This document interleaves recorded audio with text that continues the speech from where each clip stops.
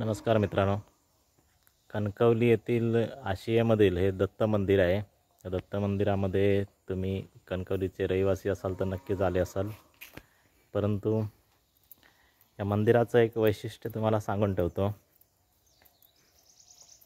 या मंदिराचा जीर्णोद्धार करतेवेळी मंदिर वास्तुशास्त्रानुसार बांधलं जावं यासाठी मंदिराचे जे सेवक आहेत विलास खानोलकर यांनी खूप प्रयत्न केला आणि जवळपास मला वाटतं 2-2.5 वर्ष याचा अभ्यासच चालू होता।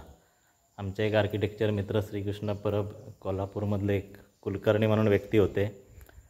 अशा काही मंडळींच्या अभ्यासातून एक मंदिर म्हणजे याचे दत्त मंदिराचे आवश्यक जी दत्ताची तत्त्व आहेत ती आकर्षित होण्यासाठी जी काय रचना पाहिजे, मंदिराला पिलर किती पाहिजेत, गाभारा कसा पाहिजे, वरती कळस कसा पाहिजे इत्यादी सगळ्या मुद्द्यांचा अभ्यास करून हे छोटंसं मंदिर बांधण्यात आलेलं आहे।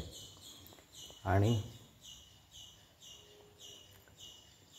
त्याचं जे काय आता चैतन्य आहे ते अनुभवण्यासाठी तुम्ही जरूर मंदिरामध्ये भेट द्या। ठिकाणही अतिशय निसर्गरम्य आहे आणि इतर मंदिर आणि या मंदिरातला फरक तुमच्या आपोआपच लक्षात येईल। तर मित्रांनो, अशा पद्धतीने जी देवतांची मंदिरं आहेत ती त्या देवतेची तत्त्व आकर्षित करणारी अशी असली पाहिजेत। यासाठी भाविकांनी आणि मंदिर सेवकांनी सगळ्यांनीच आग्रही किंवा जागरूक राहिलं पाहिजे असं मला वाटतं। तसं बघितलं तर विलास खानोलकर हे कला किंवा सांस्कृतिक क्षेत्रात सिंधुदुर्ग जिल्ह्यात वावरणारे एक व्यक्तिमत्व आहेत आणि त्यांची नवीन संकल्पना तुम्हाला दुसरा मुद्दा म्हणून दाखवतो की अतिरुद्र स्वाहाकार सुरू होणार आहे या मंदिरामध्ये।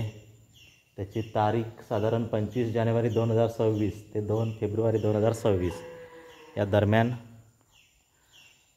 हा उपक्रम होणार आहे आणि त्यासाठी म्हणून जपसंकल्पाची एक संकल्पना विलास खानोलकर यांनी राबवलेली आहे आणि त्यासाठी आतापर्यंत लोकांनी जो जप केला आहे त्याची संख्या दिलेली आहे जवळपास 15,17,456 एवढी संख्या झालेली आहे। तर तुम्ही आजूबाजूच्या गावात कुठे राहत असाल आणि तुम्हाला नामजप करायची आवड असेल तर इथे जरूर या। अशा जपमाळा ठेवलेल्या आहेत आणि तुमच्या इष्टदेवतेचा तुम्ही नामजप करू शकता। यापैकी कुठला नामजप नसेल, तुम्ही वेगळा नामजप करत असाल तर एक वेगळी वही ठेवलेली आहे आणि तुमचं नाव, किती नामजप, किती माळा केला ते आणि मोबाईल नंबर असं इथे लिहून ठेवायचं आहे। तर हा एक खूप चांगला उपक्रम इथे राबवलेला आहे। ज्या भाविकांना याचा फायदा घ्यायचा असेल त्यांनी जरूर यावं आणि बाकी अतिरुद्र स्वाहाकाराच्या वेळी प्रत्यक्ष तर सगळेजण सहभागी होऊ शकतातच। तर धन्यवाद मित्रांनो। दत्ताची कृपा संपादन करण्यासाठी या मंदिरात नक्की या।